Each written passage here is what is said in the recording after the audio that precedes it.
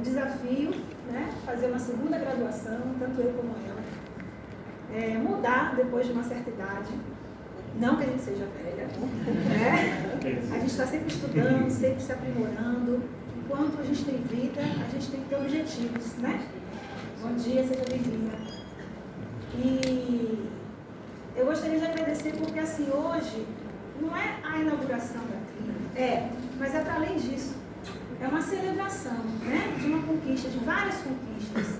Não só da estrutura física, mas conquistas nossas, dos nossos propósitos, dos nossos ideais, do que a gente acredita na vida, né? Então, eu acho que a psicologia, ela sempre esteve presente na minha vida, né?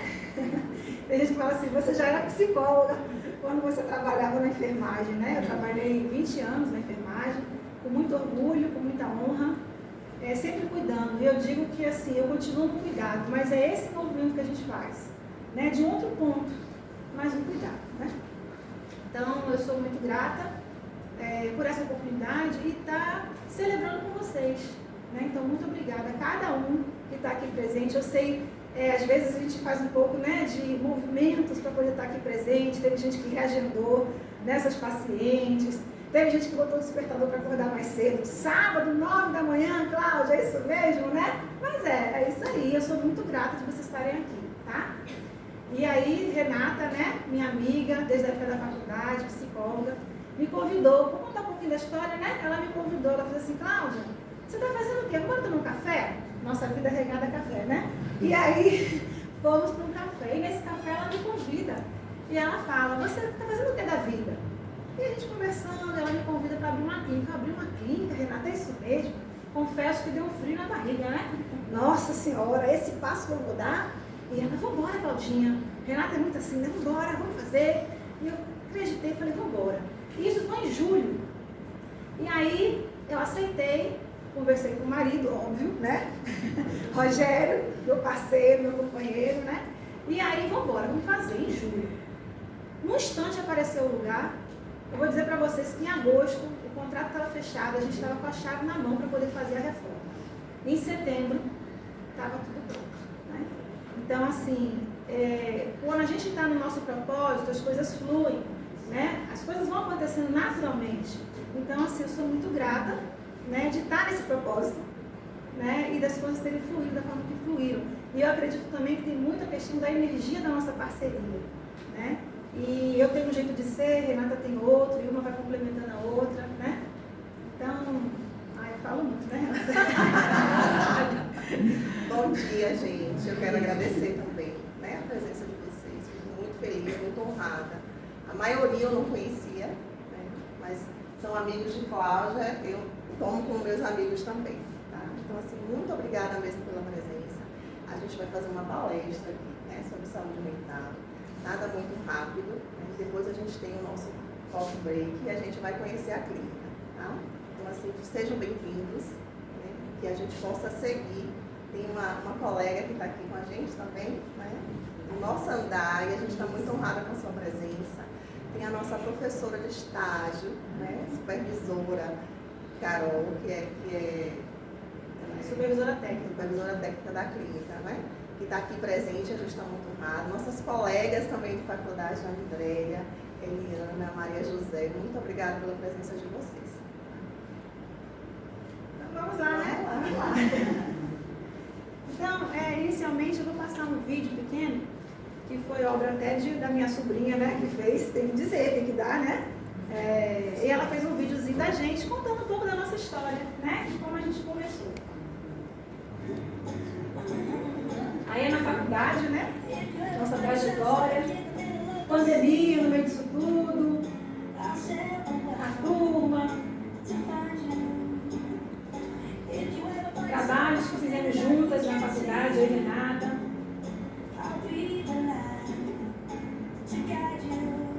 TCC apresentando. Viagem para o Capão depois do final de tudo, né? Para relaxar.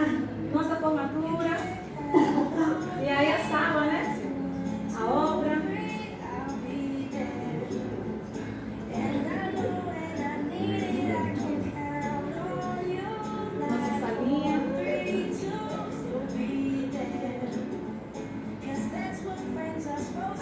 palestra que já fizemos, né, esse ano, a vivência terapêutica.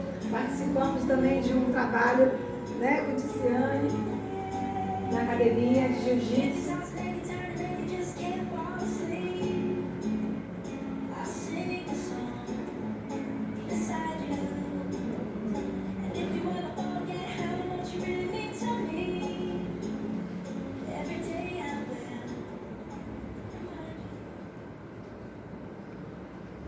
Bom, então, a gente agora vai dar início, né, à palestra, que é um bate-papo, né, para falar de um tema que tem atravessado a nossa vida moderna, né, que é sobre a ansiedade, sobre a depressão, sobre o burnout, tá? Eu vou falar um pouco dessa parte e Renata vai ficar com a parte do tratamento, tá certo? Da prevenção. Bom, eu começo falando um pouco do que a mídia tem trazido pra gente, né? Se antes se falava muito pouco de burnout, de depressão, de ansiedade, agora isso está na moda, né? E por que está na moda? A gente vê que o nosso tempo tem mudado, né? A gente está tendo muitas conquistas, né? A nossa medicina avançou, a informática avançou, a tecnologia avançou. Com esse avanço todo, a gente também está sendo cobrado de muitas coisas, né? E passando por tudo isso, a gente teve no meio uma pandemia. Quem imaginou que iria passar por uma pandemia, né? Viver uma pandemia. Nós, se a gente for para pensar, nós somos sobreviventes. Isso é muito sério.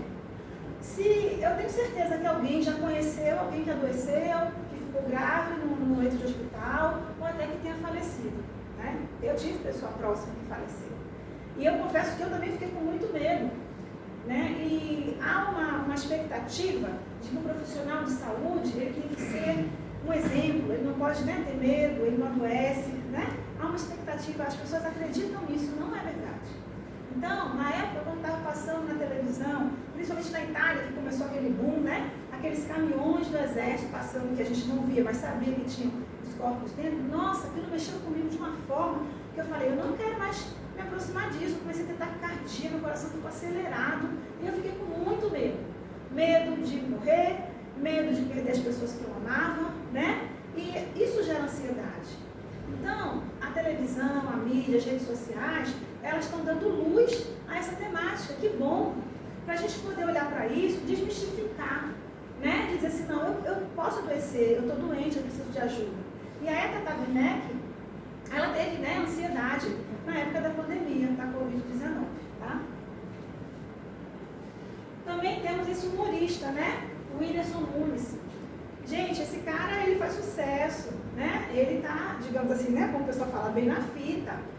Mas ele é um quadro de depressão. Então, a gente começa a pensar que, assim, a depressão não é só quem está com uma situação complicada na vida, não. Né? Ele estava bem, ele estava ali, né? Na mídia, nas redes sociais, fazendo sucesso. E ele diz que, apesar de tudo de bom que vem acontecendo com ele, né, comigo, de tudo que já conquistei, eu me sinto há alguns anos triste, sinto angústia todos os dias. Né? Então, assim, o que será, né, que faz com que uma pessoa venha desenvolver, venha sofrer com essa angústia, uma angústia às vezes existencial, né? O sentido da vida. Qual é o sentido dele? Porque ele tem sucesso. Qual é o sentido, né? E aí eu trago também um outro exemplo dessa cantora, a Paula Fernandes, uma cantora sertaneja. E eu queria trazer esse exemplo porque ela fala que, desde o início da profissão dela, ela tinha uma carga muito grande. Ela que sustentava a família, né? Então era uma pressão muito grande em cima dela ter que dar resultados, dela ter que ter uma boa projeção para poder ter os resultados financeiros, né? E ela disse então que ela teve depressão. E quando a mãe dela disse, né, minha filha, vai buscar um psicólogo, vai buscar um psiquiatra, opa, não, isso é coisa de doido. Né? Palavras dela ali, né? Então, tem um preconceito que a gente precisa quebrar, tem um tabu em cima disso. O psicólogo, ele é um profissional que ele vai ter uma escuta qualificada, uma escuta ativa, acolhedora, ele tem uma empatia com o outro, né? Com as dores do ser humano. Então, assim, a gente precisa desmistificar isso, quebrar esse tabu, né? Porque, da mesma forma, quando eu estou com pressão alta, eu preciso ir no médico, eu preciso tomar um antihipertensivo. Se eu tiver alguma questão emocional, psíquica, eu vou precisar também de um cuidado, seja ele medicamentoso ou psicoterápico, mas eu vou precisar. né? Então, vamos cuidar da gente, né? E só para finalizar os exemplos, eu trago aqui a Isabela Camargo. Eu não sei se vocês já ouviram a história dela, né? Ela teve burnout. O burnout, ele é uma síndrome que está relacionada com o trabalho, né? Com a pressão que a pessoa tem, com a insatisfação, com uma série de coisas que a gente já vai falar mais ali na frente. E ela ficou, né, um tempo sem dirigir, ficou um ano. Ela teve, durante o trabalho dela, que ela estava apresentando o jornal, ela teve um mal-estar, né, muito importante e que afetou a carreira dela. E aí, a partir disso, ela começou a levantar a bandeira e dar voz e dar luz, né, à síndrome do burnout, que muita gente não conhece, muita gente fica em si não sabe, né? Então, assim, eu tive uma ansiedade no meu trabalho também. Eu sentia dores de cabeça todo dia. A Neuza era minha amiga, ó, colada comigo. Todo dia a Neuza. Neuzaldina, né? A Neuza era minha amigona. Né? Meu marido falou assim, Cláudia, a caixa de Neuzaldina já acabou. Né? E aí eu tinha que comprar mais, porque eu me sentia mal. Né? Então, assim, às vezes o nosso corpo, ele dá sinais e a gente não reconhece. Ah, é só dor de cabeça. É normal. A gente normaliza, né? Essa dor de cabeça, essa indigestão. Ah, eu comi ali, tá tudo empachado, né? Então, o que é isso? É o nosso corpo dando sinais. Não tem essa de diferenciar, né? O emocional do nosso físico, tá tudo ligado. E aí a gente começa a mudar a alimentação, mas a gente esquece que tem algo aí por detrás, né? Então, é só para chamar essa atenção e mostrar para vocês que, assim, não adianta botar debaixo do tapete, fingir que não existe, porque senão a gente tropeça mais lá na frente, né? Então, gente, hoje a gente está vivendo esses tempos modernos. O que são esses tempos modernos, né? Essa correria, essa pressão que a gente tem, essa necessidade da gente estar dando resultado sempre. Outra coisa, quando fala assim, e aí, Thelma, tudo bem? Como é que você está? Quanto tempo, Thelminha? O que você está fazendo? Você vai dizer assim, tô de boa na lagoa, né?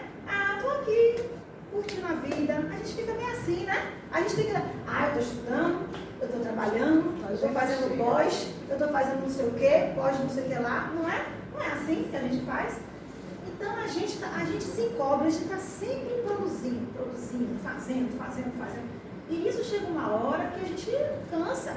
O tico-teco não aguenta não, né? Então a gente precisa parar com isso. É um mundo hoje que assim está tudo muito rápido, muito acelerado. Olha só, gente, celular é maravilhoso, né? Depois do celular, ninguém mais tem telefone fixo. Ninguém mais. E outra coisa, se eu ligar para minha filha e ela não atender, para que tem celular que não atende nunca? Já ouvi muitos falarem de mim. Né? Se eu precisar ligar para alguém para pedir ajuda, né, dela? Cláudia é a última pessoa que eu vou ligar. Meu celular fica no vibra, às vezes eu esqueço em cima da geladeira, estou fazendo as coisas, deixo lá, né? Então, assim, o celular é maravilhoso, mas assim, a gente fica prisioneira, né? E a gente tem que dar aquela resposta imediata. Você quer outra coisa? Fica azulzinho o WhatsApp quando você vê a mensagem, né? Aí você tá ali, olhou rapidinho, mas tem que fazer outra coisa, alguém te chamou. Aí o outro fala assim, não para isso. Olhou e não respondeu. Não é? Olhou e não respondeu. Então são esses tempos modernos que estão no nosso dia a dia. Não precisa de muita coisa distante, não. Estou falando de um celular, de um aplicativo que a gente utiliza, que veio para ajudar, veio. Mas a gente tem que ter o caminho do meio, né? Então, assim, eu vou ficar o tempo todo ligada nesse celular. Eu tenho que dar resposta imediata, o tempo todo dando resposta. Isso gera uma ansiedade na gente também, né? Então, esses tempos estão fazendo isso com a gente, né? Estão convidando a gente para seguir a vida no rumo desenfreado, né? Cabe a gente olhar e dizer assim, opa, onde é que eu vou botar meu pé agora, né? E aí tem a questão de um tempo ideal para um tempo real, né? Ideal, real. Alguém aqui já falou assim, poxa, eu queria que o dia tivesse 48 horas? Quem já falou isso, levanta a mão. Levante a mão. Eu também já falei isso. Meu Deus do céu, meu tempo tinha que ter 48 horas. Porque 24 horas não dá tempo. Aí dizem que o tempo, o dia ele é dividido, né? O dia de 24 horas ele é dividido assim. Eu não sou boa de matemática, veja se eu estou errando. São 8 horas para trabalho, são 8 horas para lazer e 8 horas para o sono. Essa conta fecha? Talvez na matemática até feche, mas no dia a dia não fecha. Alguém aqui tem 8 horas de lazer todo dia, gente? Pelo amor de Deus, quem tem, levanta a mão. Sandra fora da curva, gente, é minha prima, né? Sandra fora da curva, né? Pois é, eu quisera eu ter esse tempo assim, né? Então, assim, gente, é difícil, né? Você ter trabalho, 8 horas de trabalho, 8 horas de lazer, 8 horas de sono, não tem. Então, que tempo é esse? Né? Se a gente for falar de tempo aqui, a gente vai poetizar, filosofar, né? Não tem. Então, existe essa coisa. E aí, a gente começa a botar um monte de coisa na nossa agenda. Gente, as crianças, olha, vou falar das crianças, tá? Pelo amor de Deus, criança hoje em dia não bota mais o pé no chão, não brinca, né? A criança hoje só tá no celular, na escola, na aula de inglês, na aula de balé, na aula de música, né? É tanta atividade que a criança tem hoje em dia que ela não tem tempo do ócio, de não fazer nada para poder criar. Porque se a gente não... Vem cá, vocês quando estão com muita coisa na cabeça, vocês conseguem ter alguma ideia mirabolante? Eu estou com um problemão. Aí eu fico pensando, não durmo, acordo de madrugada e fico pensando. Aí se você esquece, deixa pra lá, uma hora, aí, eureka, dá um insight, na verdade. A gente precisa desse ócio, a gente precisa desse tempo, né? Renata depois vai falar um pouquinho das formas da gente conseguir isso, viu? Então a gente precisa disso daí, né? Então as crianças estão muito sobrecarregadas. E os adultos também estão sobrecarregados. E a qualidade da atenção que a gente dá para o outro, seja filho, criança, adulto, marido, amigo, qual é a qualidade que a gente está dando? Que tempo é esse que a gente está dando para o outro? É um tempo verdadeiro? Ou eu chego e passo assim, oi Renata, tudo bem? E eu quero que ela diga tudo bem, porque se ela disser que não, eu vou ter que parar e ouvir, eu estou corrida. Não é assim? Eu só estou trazendo coisas para a gente pensar, tá? É só para futucar. E aí, então, a gente tem metas que são metas inalcançáveis. Metas que o outro joga pra gente e a gente pega no colo. E metas que a gente coloca pra gente mesmo, porque a gente se cobra muito, porque eu tenho que estar igual ao outro. Afinal de contas, tá todo mundo, né, viajando na Disney, comendo a lagosta, né? A gente não posta isso? Quer dizer, eu não, porque eu não fui na Disney. Mas, enfim, né? Entende o que eu tô falando? A rede social, ela está aí para dar uma medida para a gente que não é uma medida real. Ela bota uma medida lá em cima, uma meta lá em cima, que não é real, gente. Ninguém vai postar, né, que está com problema na rede social, que está triste, que está no desamparo, que está na sua dor, que isso faz parte da humanidade. Ninguém vai fazer isso. Então a gente fica muito tendo uma medida, uma meta lá em cima, muito alta. Isso gera uma expectativa muito alta para a gente. E a gente tem que entender que a realidade, pé no chão, não é bem assim. Não é assim que a banda toca, né? E aí eu trouxe uma poesia do Carlos Drummond de Andrade, que ele diz assim, que é loucura? Ser cavaleiro andante ou seguindo como escudeiro? De nós dois, quem é o louco verdadeiro? O que acordado sonha doidamente, o que mesmo vendado vê o real e segue o sonho de um doido pelas bruxas do puxado. Né? Então, assim, que caminho é esse que eu estou seguindo? Né? A gente fez uma dinâmica no Parque da Cidade. Foi a dinâmica de outubro. E nessa dinâmica, as pessoas estavam andando, né? O comando, né? A atividade foi, vamos andar. E aí, naturalmente, todo mundo foi andando pelo mesmo caminho, um círculo, né? Todo mundo seguindo o mesmo caminho, E aí eu falei assim, será que eu tenho que seguir esse caminho que eu estou fazendo? Será que eu posso fazer um caminho diferente? E isso foi um motivo para alguém dizer assim, poxa, depois, né, quando a gente fez a roda de conversa, poxa, quando você falou isso, eu percebi que eu fico nesse caminho, sendo levada, né, nesse mesmo caminho, que eu posso fazer algo diferente. Eu não preciso estar no mesmo caminho do outro. Né? Porque o caminho do outro, de repente, é bom para o outro, mas não é bom para mim. Qual é o caminho que é bom para mim? Né? Então, assim, a gente repensar sobre isso. Será que eu estou fazendo algo que o outro está fazendo também? Não sei. Né? É a experiência do outro. Qual é a minha? Então, quando uma pessoa adoece, né? Por exemplo, a Isabela Camargo, que é jornalista, né? Ela teve o vacina do burnout. Aí eu pergunto assim para vocês, por que será que que ela adoeceu e os outros colegas não? Pelo menos não veio a público, né? Vamos falar do que é a público. Por que será que ela teve nesse transtorno e outras pessoas não tiveram o mesmo trabalho, com a mesma função, né? Então, assim, a gente tem duas questões aqui.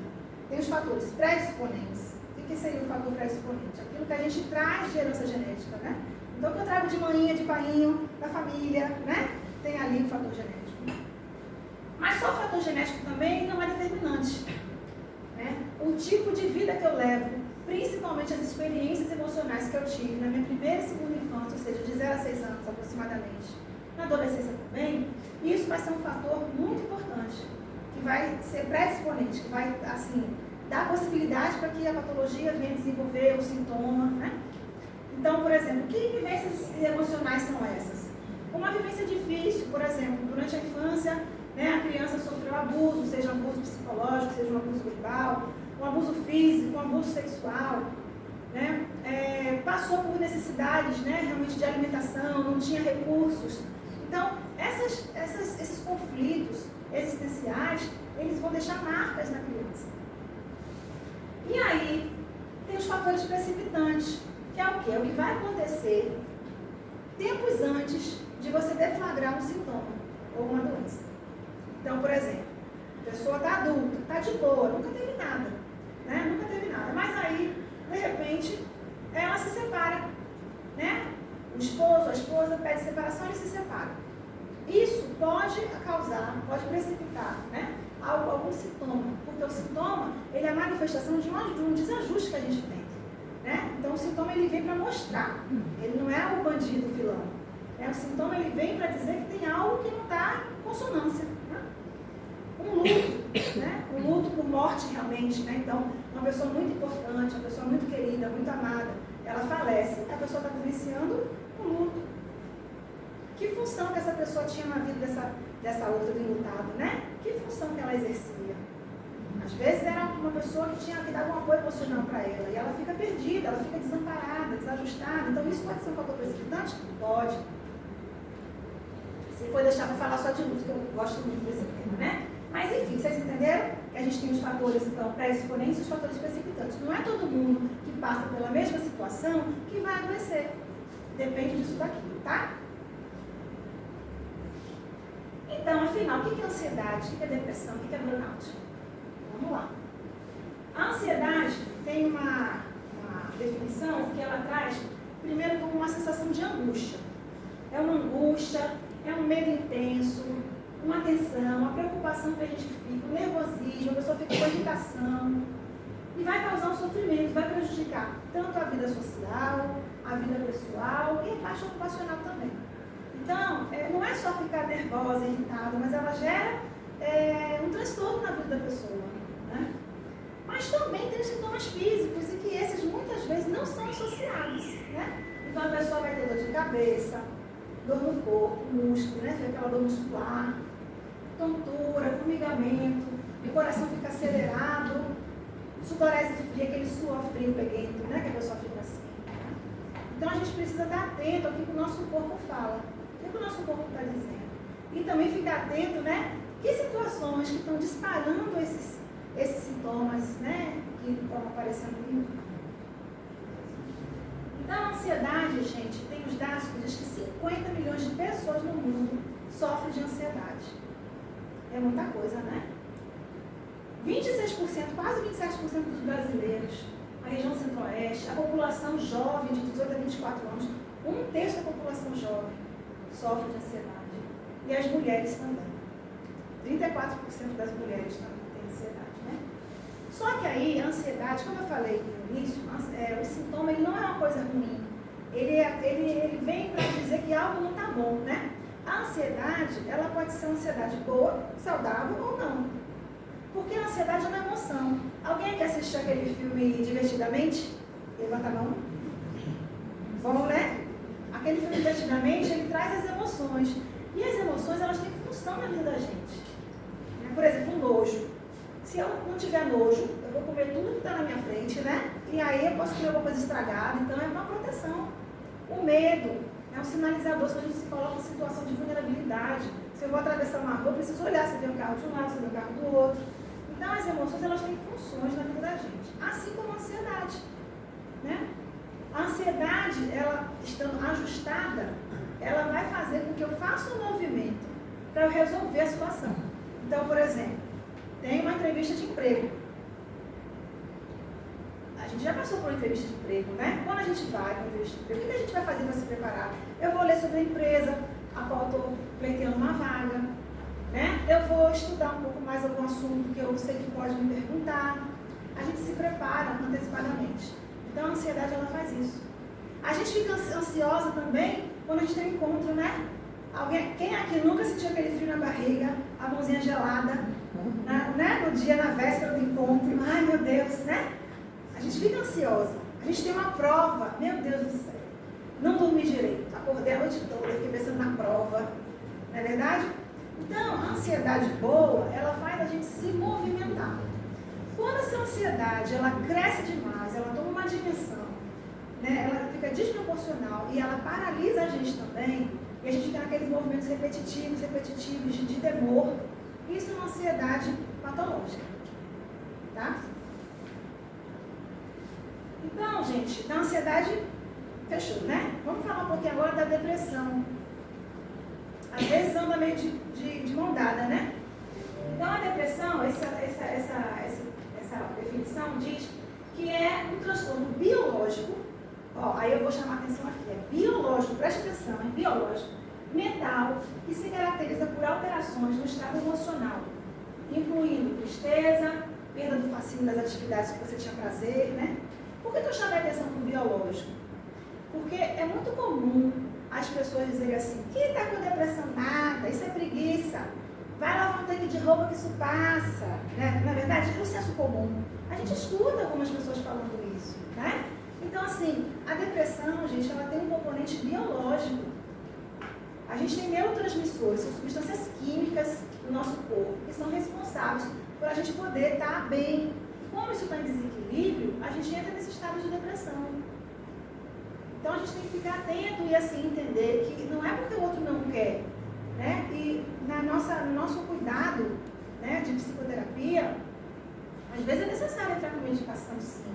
Às vezes não, mas às vezes é.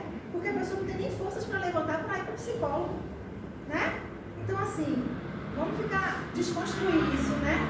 E entender que muitas vezes tem um fator biológico aí também. Tem uma outra definição que traz que é um distúrbio de humor crônico, recorrente, além de ser correlacionado com alterações cognitivas e psicomotoras. O que quer dizer isso? A pessoa fica com dificuldade de compreender, de raciocinar, né? A questão psicomotora, ela fica mais lentificada, fazendo as coisas mais, num tempo próprio, né? Até para falar, às vezes ela fala mais lenta. E isso vai prejudicar a pessoa, vai trazer um prejuízo, tanto um prejuízo na parte social, como na parte emocional e profissional. Então, às vezes, a gente está trabalhando e tem um colega, né, que ele é mais devagar para fazer as coisas, a gente acaba julgando. Poxa, fulano é lerdo, né? Nossa, não entende, já falei 1000 vezes e não entende as coisas, né? E assim, estou trazendo isso porque é o dia a dia da gente, mas a gente também não sabia disso, né? E agora a gente fica atento que tem essa... A pessoa mudou, ela não era assim, agora ela tá. Pô, fulano era tão legal, rápido, fazia as coisas rápido, agora ela tá fazendo devagar, cheio de erro, não tem atenção nas coisas, né? Então... E aí, gente, a depressão, né? A região sul bem acometida, entre as mulheres 18% delas, a faixa etária de 55 a 64 anos e também seguido pela faixa etária dos jovens, de 18 a 24 anos. O que a pessoa vai sentir quando ela está com depressão? Tudo isso? Não, não é tudo isso. Mas algumas coisas ela vai sentir. Ela pode ter uma tristeza profunda, né? Choro fácil, qualquer coisinha está chorando. Passou propaganda de margarina, a pessoa chora, né? Irritabilidade, tudo ela se está inflamada, né? Sabe aquela pessoa inflamada que você não pode falar uma coisa que ela vem logo, uma reatividade? Uma angústia. Poxa, do nada. Não tem nada ruim na minha vida, tá tudo bem. Eu nem aquele humorista, tá tudo bem comigo, mas estou sentindo uma angústia, né? Uma ansiedade também, como eu falei, que muitas vezes vem associada, né? Então, uma sensação de desespero, de desesperança, não acredita mais em nada. tem ideia de morte, pode ter ideação suicida, né? Pode pensar na morte, pode inclusive planejar a morte, né? Então a depressão ela é um risco muito grande para o suicídio e a gente tem que ter cuidado com isso também. A autoestima fica diminuída, enfim, tem várias coisas, né? E aí a síndrome de burnout, para a gente poder, né, avançar aqui, é um fenômeno que é psicossocial e que vai ocorrer como uma resposta crônica aos estressores interpessoais ocorridos na situação de trabalho. Então eu tenho muito estresse, mas não é um estresse qualquer, né? É um estresse que está relacionado àquele ambiente de trabalho. Vou só contar uma historinha, uma curiosidade, né? Que esse termo, burnout, é queima e fora, né? A tradução ao pé da letra da palavra. Em 1953, teve a primeira publicação, né, de um estudo de caso, onde eles utilizaram esse termo, burnout, síndrome de burnout, né? Trazendo uma enfermeira, eu falo psicóloga, trazendo uma enfermeira psiquiátrica que ela teve uma sensação de desilusão em relação ao trabalho dela. Então foi um estudo de caso que eles publicaram falando isso. Mais tarde, em 1960, teve uma outra publicação, mas aí já era em relação ao arquiteto. Foi um arquiteto que também teve a sensação de desilusão e ele saiu do trabalho dele. Aí em 1970, esse termo ele começou a ampliar, né? Então, chamou a atenção do público, da comunidade acadêmica americana. Por quê? Porque por questões sociais, econômicas, né? Os profissionais da América, né, nessa região, eles estavam saindo do lugar que eles estavam trabalhando para ir para outro, buscando o quê? Buscando um trabalho mais promissor, buscando um trabalho que tivesse uma boa renda familiar. Fizeram esse movimento, né, de buscar novos trabalhos. Beleza. Só que era um trabalho altamente burocratizado, profissionalizado e isolado, né? Então eles não tinham o quê? Não tinham uma rede de apoio, não tinham amigos, não tinham familiares. E isso foi o caldeirão para que o burnout começasse, então, a acontecer mais e mais, tá? Lógico que depois disso, né, começaram a ter estudos e outros países começaram também a fazer estudos do burnout e divulgar trabalhos, né? E aí, os primeiros estudos foram em relação às emoções e as formas de lidar com essas emoções dos profissionais. Que profissionais? Profissionais que tivessem contato direto com as pessoas, que tivessem contato direto, frequente e que envolvesse a questão emocional. Então, eles pegaram o quê? Eles começaram a estudar profissionais da saúde, profissionais da educação e assistentes sociais. Então, assim, essas profissões foram que começaram a ser estudadas. Só que estudar isso explodiu, né, gente? Eu estava lendo, quando eu estava preparando esse material, eu estava lendo dizendo que os veterinários, eles têm um alto índice de burnout. Porque ainda tem uma questão, olhou para a Cátia, né? Pois é, né, Cátia? Ainda tem uma questão que essas profissões que são muito do cuidado, porque tipo assim, eles pensam assim, tá cuidando do bichinho fofinho, né? É como se fosse uma coisa, é uma devoção, né? Você tem esse cuidado com os bichinhos fofinhos de pelúcia. Não é bichinho fofinho de pelúcia, né? Eles são os animais que estão ali cuidando, beleza. Enfermeiros, médicos, né? Porque acham que isso é uma profissão que você faz por amor. Lógico que a gente trabalha com amor, mas a gente também trabalha precisando da parte financeira, de um reconhecimento, de uma valorização, né? Então isso é um fator também que influencia, tá? Então, na síndrome de burnout, a pessoa, né, ela pode ter uma exaustão emocional, é caracterizada pela exaustão emocional, que é uma falta, carência de energia, de entusiasmo, você fica sem forças, né? Um sentimento de esgotamento de recursos associados à frustração. Tem também a despersonalização, né, que ela vai ocorrer quando o profissional ele passa a tratar os clientes de uma forma mais distante, mais impessoal, tá? E uma baixa realização do trabalho, que é caracterizada justamente pela tendência do trabalhador em se autoavaliar de forma negativa. Então a pessoa não consegue perceber o valor que ela tem, né? Ela se avalia de forma negativa. Tudo bem? Tá. Então, a síndrome de burnout, ela traz, né, essa questão do fracasso, a pessoa se sente fracassada, esgotada, exausta, né? associado com depressão. Você vê que uma coisa está dando a mão na outra, né? É a ansiedade, a depressão, agora o burnout, né? Então, irritabilidade, aborrecimento, a pessoa fica irritada, aborrecida. Sabe aquela pessoa que... lembra daquele desenho, Uruca, que só vê tudo preto? Ah, ó céus, ó vida, né? A pessoa fica assim, ela vê tudo em preto e branco. Ela não consegue ver o colorido da vida, né? Tem perda de motivação. Aí você quer fazer um treinamento, você quer fazer uma reunião, vamos fazer integração, aí a pessoa não vai, né? Porque não está motivada, ela não tem vontade de participar, né? Mas é o café dos amigos, nem isso ela quer mais. Ela perde totalmente essa alegria. O dia fica preto e branco, fica nublado para ela, né? E também essa sobrecarga de trabalho. Então eu quis trazer essa imagem, porque é de um mito, né? De Sísifo. E aí nesse mito, essa pessoa, né? Ele é fadado a trabalhar a vida toda assim, né? Empurrando a pedra, descendo a pedra, empurrando a pedra. Então assim, o que está falando disso? Está falando da motivação, que a pessoa não tem um trabalho enfadonho. O trabalho no burnout ele fica enfadonho, fica sem graça, fica sem sentido, tá? Então agora eu vou passar rapidinho o vídeo que fala, melhor pessoa falando dela, né? Daquela Isabela Camargo, né? Vivi um burnout ao vivo quando fazia a previsão do tempo. No momento em que eu só esqueci o nome da capital do estado em que eu nasci, eu fiquei alguns segundos sem saber quem eu era, onde eu estava e nem para onde eu ia. Eu demorei para escutar e dar valor ao que meu corpo dizia. Eu precisei adoecer para entender que sem saúde não dá para trabalhar e sustentar uma família. Esquecer a chave de casa é bem diferente de esquecer onde você mora. Eu demorei para entender isso. Demorei para reconhecer que trabalho não é família. Família é um grupo da sua vida. Trabalho é outro. Eu amo trabalhar. Trabalho não é um problema quando é coerente, quando não tem assédio, abusos, e especialmente quando você reconhece e pode comunicar os seus limites quando você é ouvido. Em 2018, eu trabalhava na maior empresa de comunicação do país. Eu, especialista em comunicação, mas eu não sabia me comunicar comigo. E fui negligenciando muita coisa que meu corpo tentava me dizer.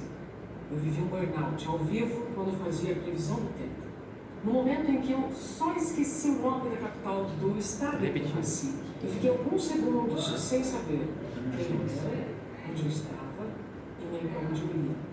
A visão ficou turva, a boca secou, o coração acelerou, o estômago doeu, as pernas ficaram bambas e teria sido muito melhor se eu tivesse desmaiado. Provavelmente eu teria sido socorrida. Mas como uma dor que não sangra é questionável, eu ainda terminei meu expediente e aí quando eu cheguei no médico, eu já estava sob risco de convulsão. Eu nasci dia 1º de fevereiro de 81 e renasci dia 14 de agosto de 2018, porque eu poderia ter sofrido um grave acidente nesse deslocamento, sob risco de convulsão. Como eu renasci, então preciso te contar que o burnout, pela definição oficial, é o esgotamento físico e mental associado ao ambiente profissional em que o excesso de estresse não foi gerenciado com sucesso. É doença do trabalho pelo Ministério da Saúde desde 1999 e fenômeno ocupacional pela OMS desde 2019. Burnout, pela minha definição, é a ausência de si mesmo em longos períodos. Prova história. Crachás nós podemos ter vários, empregos também, a gente pode mudar de carreira, mas vida é uma só. Não existe vida pessoal e vida profissional. Vida é uma só. E está na hora de já sabermos que nós vamos precisar lidar com objetivos pessoais e profissionais, tentando o equilíbrio o tempo todo. Então, cuidado com a zona de desconforto. Saúde mental é um direito de todos nós, e não o privilégio de alguns. Acho que não precisa nem falar mais nada, né? Então, gente, é isso a minha parte. Eu vou chamar agora a nossa amiga Renata para ela dar continuidade. Acho que cabe um aplauso para ela.